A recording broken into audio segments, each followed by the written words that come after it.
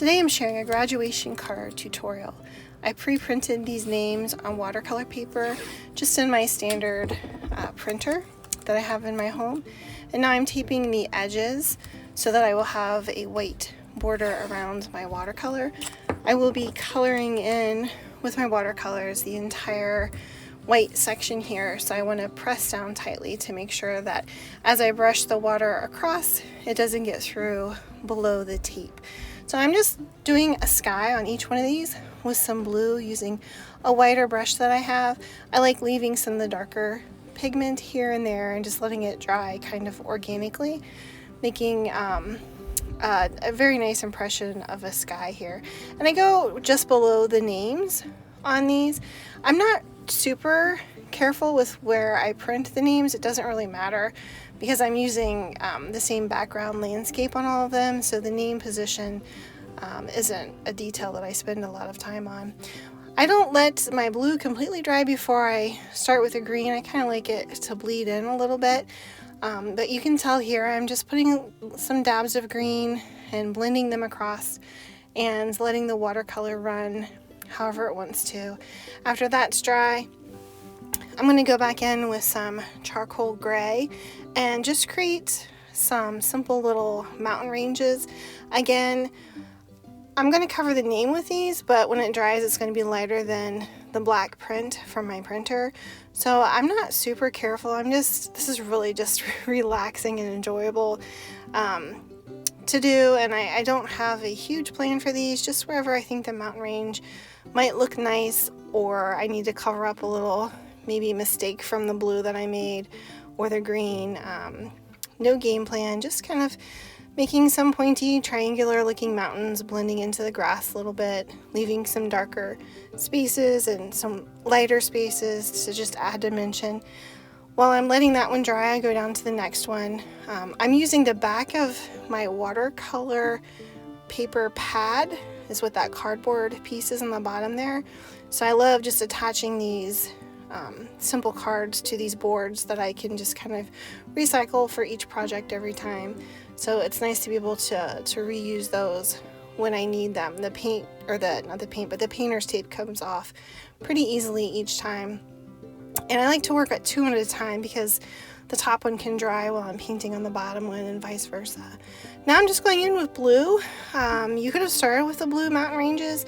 Just as you see mountains kind of off in the distance, that you see grays and blacks and purples and blues, just kind of differentiating them.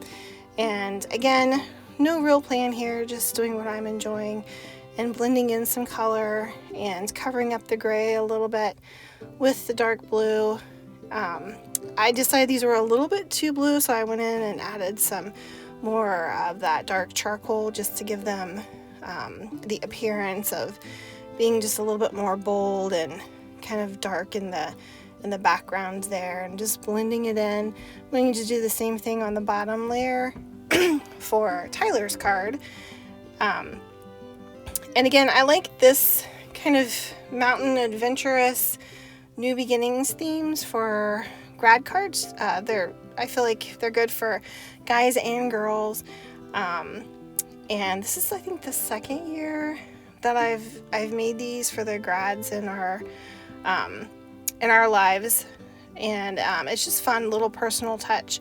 I know some of them like to post them in their college dorms, and kids always love things with their names on them. So if you do a boo-boo like I did with the black there, it's watercolor, so you can just dilute it with more water and spread it around. And again, watercolor typically dries lighter once it's fully dry, so don't worry too much about the little details on these. They'll dry and look gorgeous later.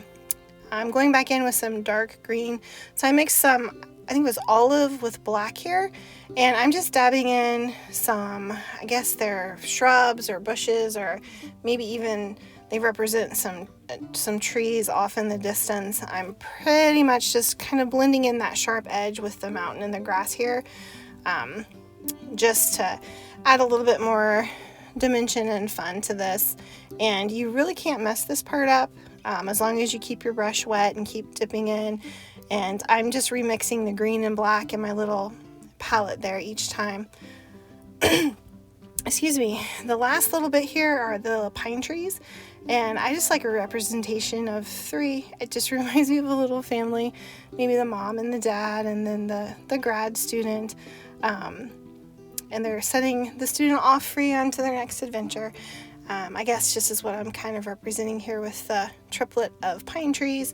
These are just simple little strokes with a small round pointed brush. I just go back and forth from left to right on each side and let them dry. Sometimes if these dry a little lighter than I like, I'll go back in with some black just to add a little bit more detail in here. And with each card, I typically need to mix in a little bit more color. I just go through a lot of pigment with these trees. But I don't really worry too much about mixing the exact same color, because trees off in the distance often look, varied by the tree species or how the light is casting its rays down, or the shadows and things like that. And I just like to do a couple different sizes. The center, I typically make the tallest, and then I just do the right tree or the left tree, and sometimes I overlap them on the bottom, or have their branches crisscross just to make them look a little bit more organic and real looking. And this is just a fun, wispy little stroke, kind of feathery.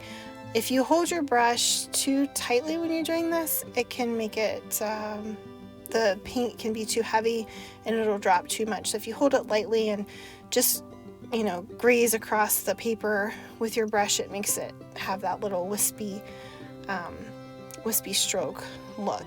So I'm going to let that one dry, and Nino's card will be done. I'm going to go down to Tyler's and do his 3 trees. And my favorite part in these cards, because I love that white border, is at the very end, after you think everything is completely dry. You don't want to do it before it's dry, because the paints can still kind of run and bleed if the card is moved around.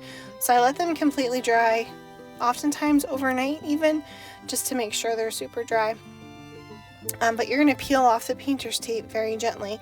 Every now and then the paper will come up with the tape, and so that just is my reminder to go slow and not pull it super fast. And sometimes I'll wet my finger and dab it on the paper if some of it ripped up a little bit, and just kind of press it down.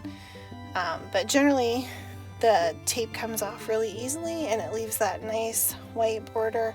Now you can measure your white border if you're really detail oriented, or that bothers you that some of the sides may be a little bit different, but I don't mind. I just eyeball it. But this is the absolute most satisfying feeling, is peeling this tape off, because your artwork is just framed in a pretty little frame, and it's nice and clean looking. And you can see on Nino's, the left side is a little bit wider than the right side. That doesn't bother me, but again, if it bothers you, you can measure maybe 1/4 of an inch from each side as you put your tape down, and you could draw it on there with some pencil marks if you like.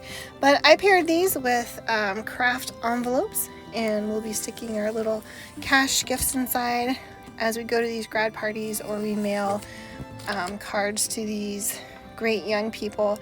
But yeah, so hope you give this a try. If you do like this, please subscribe and like this video. Thank you.